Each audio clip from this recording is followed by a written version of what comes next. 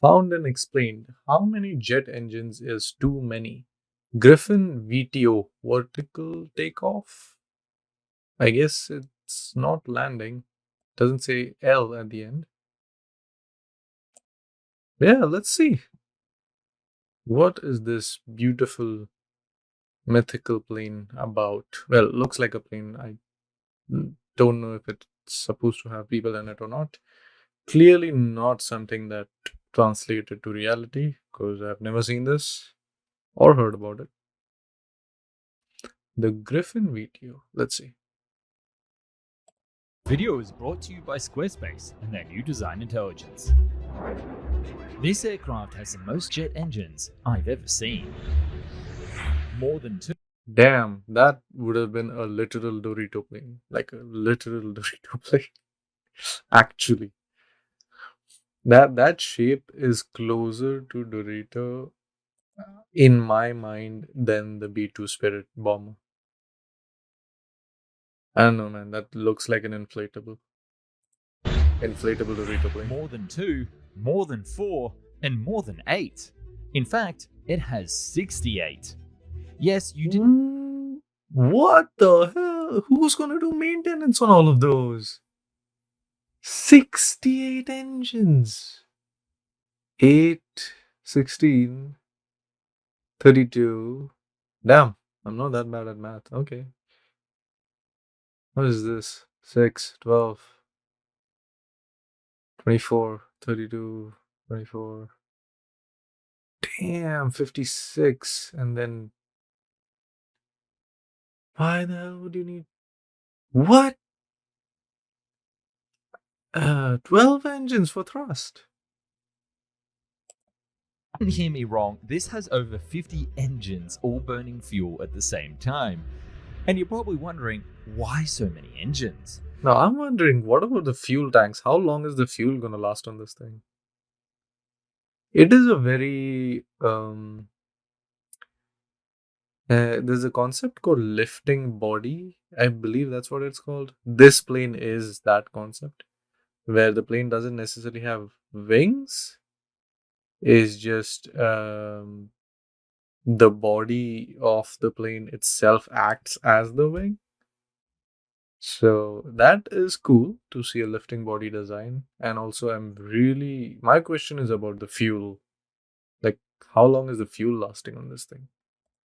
Because not only was this a Mach 2 passenger plane that flew at 60,000 feet to go between New York and London in just over 2 hours, but because it could also take off and land vertically, able to come to a halt right in the city center and bring. It does look pretty, doesn't it? It looks almost like some kind of Avatar spaceship takeoff landing kind of thing.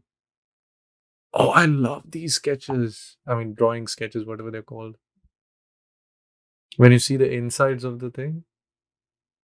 Also, is that the cockpit? The pilot space? Like, where's the windows and stuff? And what is this massive? Did these guys have a fuel tank in the nose of the plane? I mean, makes sense. Where else are you going to put it? Oh my god. Yeah, I can see why this plane never went into production. There's engines the size of human beings, like a foot away from a human being. You wouldn't be able to hear your own inner thoughts. Forget your own voice. And definitely forget another person. 44 passengers to anywhere they needed to be without 44 an passengers, okay. And the best part is, it was British, Rich folk. so the tea wouldn't even been cold. The team behind this aircraft envisioned that this passenger plane would only be the beginning, with a I will say it's a very beautiful concept. There are a lot of realistic issues, but really beautiful nonetheless. large 150-seater version to come, and a special top-secret nuclear-powered variant that would carry twin nuclear bombs. Of course, every outrageous design has to have a nuclear military cousin or something. Of course, why did I think of that? Well, it is a beautiful looking aircraft. Also ambitious in terms of the engineering aspect. Very, very passionate, I would say. I like it. I like when people try to break, like, you know, this is how it is. That phrase, I don't know how to put it in one word, but I like when people try to break that phrase down. You have to fail a lot to get a success in that um, view of doing something. Ah, don't you just love the 1950s? Maybe there really was something in that tea. After all, how else would you come up with the Rolls-Royce Griffith Ah, supersonic oh, VTO I airliner? didn't get that joke for a second. Nice joke. Hmm. Okay, let's get the big question out of the gate right away and talk about those engines and how exactly they worked. First, there were Exactly. 12 turbojets in two nacelles at what could be described as the wingtips of the triangular aircraft. Although Okay. the Griffith was more of a blended wing, lifty body design, There it we still go. had use for these little wingtips. They would be able to push the aircraft up from 350 miles per hour up to Mach 2.5. They Okay. were the main horizontal moving force. For VTOL operation and perhaps low speed forward flight, the entire nacelle could actually rotate through 90 degrees to direct that jet thrust Ooh, Rolls straight Royce. down. This was augmented by 56 lift jets arranged in two double rows of 14 on either side of the I'm passenger not so cabin, sure about that. which could swivel for very low speed control. And this was the main way that the aircraft would go up and down. Finally, I like the fact that there's like gas coming out of the nose. I hope he like explains that later. Because like in the illustration in the drawing, there's no engines. Is there? No, yeah. There's no engines in the nose, but there is. He has shown the exhaust coming out of the like front section as well, which makes sense. You need to balance it. Hmm. the aircraft would actually activate these 56 lift engines and then turn off the main jets as they swiveled, stalling in space at around 350 miles per hour before reacting to come to a slower speed of 20 feet a second. So imagine being a passenger on That's pretty board slow. and feeling that movement. Yikes. The resultant design was aimed to carry 44 people across the Atlantic in around 2 hours, naturally aimed at New York to London routes. But whilst this Oh, sounds there's a amazing, when massive I explain fuel the tank in the passenger back. cabin, you're probably gonna pause your breath. I love the idea that this plane was not only a supersonic transport, I like the interesting shockwave that he has come up with for this plane. Obviously, I don't know much in terms of the realism of the shockwave. As far as I know, I'm like my brain is used to seeing the vapor wave or the vapor cone. This could very much be like the realistic one. It's very interesting, very weirdly boxy. but it also had the ability to take off and land vertically without a runway. The engineering marvel didn't stop there. According to the patents, which expired in 1978 if you wanted to have a crack at it yourself, the tube pressurized aircraft cabin would be mounted within the structure of the aircraft, with the freedom for relative expansion between the cabin and the aircraft in each of the 3 dimensions, meaning that it would be sheltered against vibrations, heat, and sound for the aircraft going at such a top speed, which was an issue that plagued early supersonic aircraft such as the Soviet Supersonic Tu-144. Hmm. So as we can see from the diagrams, this would be a tube that would be suspended within the triangle shape. But funnily enough, So it's like a train tube, like a metro train inside the tunnel. But instead of a train moving through the tunnel, the train is just stationary and the tunnel is carrying it. Okay. Funnily enough. unsure if there would actually be windows, as the cabin is so far from the fuselage outer edge and is deliberately kept isolated. So you're in a supersonic, hot, dark tube that stalls in the sky. Nice. Ouch. There would actually be a single set of doors halfway down the tube that would reach across the gap and be used for boarding and disembarkment. The aircraft itself would be comprised of a dart-like shape with 2 fins at the rear attached to each nacelle. There was no tailplane, and all of the steering would have been done with vector nozzles. These nozzles would have got bleeding air from the engines and shot them out like a spaceship does in flight. Oh, So it was damn. pretty darn advanced.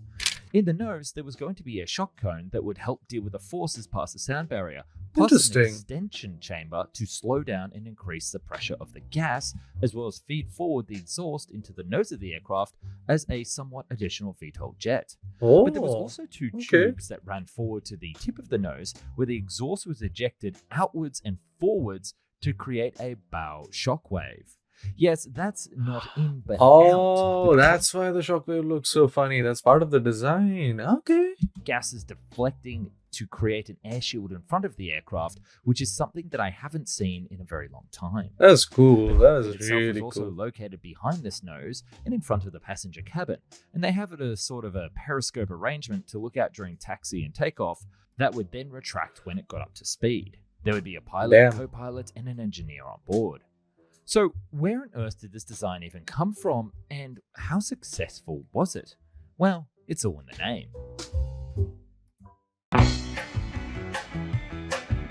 Dr. A.A. Griffith was the chief scientist at Rolls-Royce when he came up with the concept.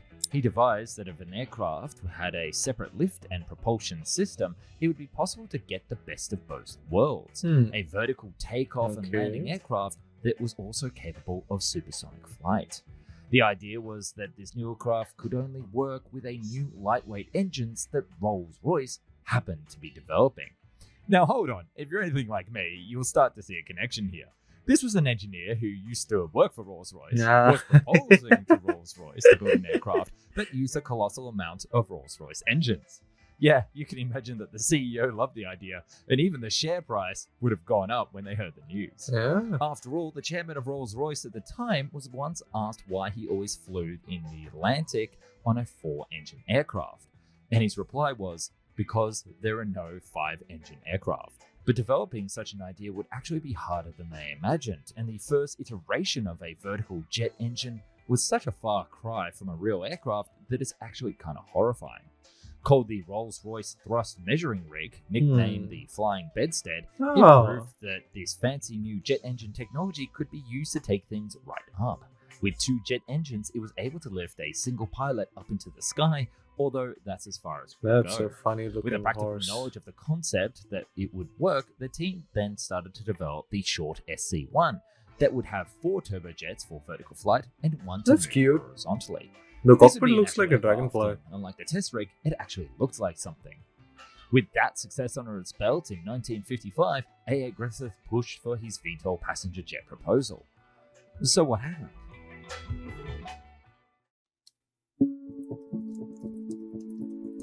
Surprisingly, the concept actually did gain steam, with a special committee that had been set up to see if Britain could wrestle away the aviation industry from the Americans over the North Atlantic championing the design.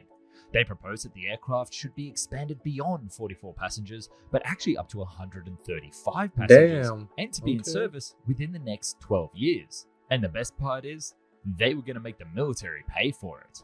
The committee believed that a military variant, alike to the KC-135 refueler that was being developed by Boeing as the military version of the Boeing 707, would actually allow this aircraft to be completed in record time.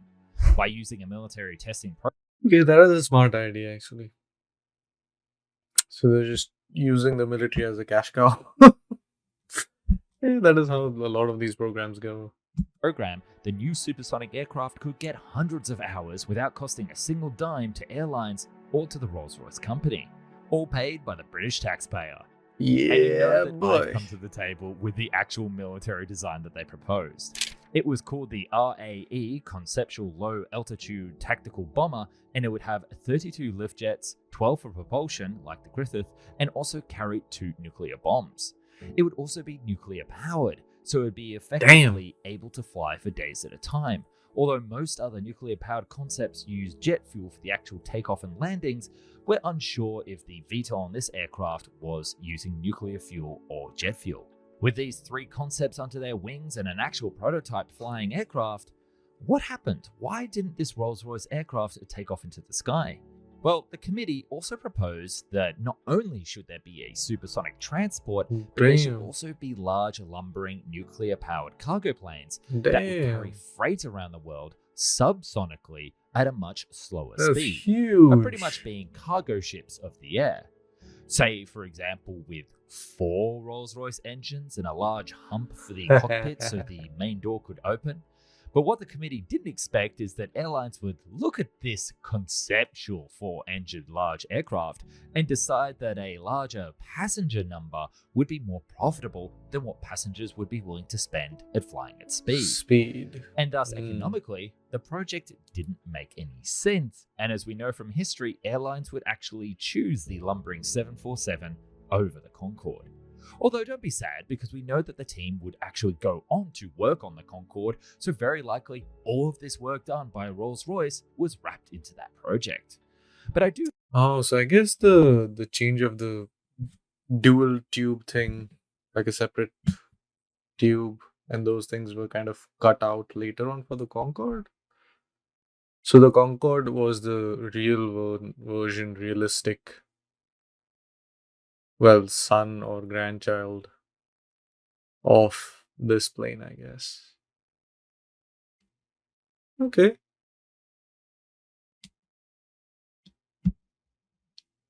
You have to wonder in this day and age if this project was even that real. Maybe this was just a ploy by the lifted jet engine manufacturers, such as Rolls-Royce, to make them very rich. Because you can imagine if those tens and thousands of 737s and Airbus A320s that fly around the world had batteries of lift jets, that these old timers in England would be very rich indeed. And This could be one of those projects where like somebody came up with it with like all honesty, like interested in it, but then it was used to then pitch a more realistic, simpler idea which would be easier to like put to work in real life. Beautiful plane though. Before I leave you today, you may actually notice that this is very similar to another aircraft called the AW171, but that's going to have to be a video for another day. Interesting. That was a very interesting video. I really liked the logic of the shockwave, like the entire tubing for the air to travel to help the plane create like a air shield around itself. That was really cool. And also the lifting body design is really pretty design, like a long ass diamond. I really like the back of the plane. Surprisingly more than the front. The front just looks like a point, like an arrow dart. But yeah, even like thinking about the economical, putting aside actually the economical money aspect and more passenger aspect, just the engines being that close to the passenger and that many engines and such a thick wall, so no windows, passenger comfort and maintenance nightmare. It would have still not worked, even if there was like this was the way to go and they were actually gonna try to make it. Just like the Concorde, it survived for a while, but it was heavily subsidized. Really nice video though, by Found and Explained.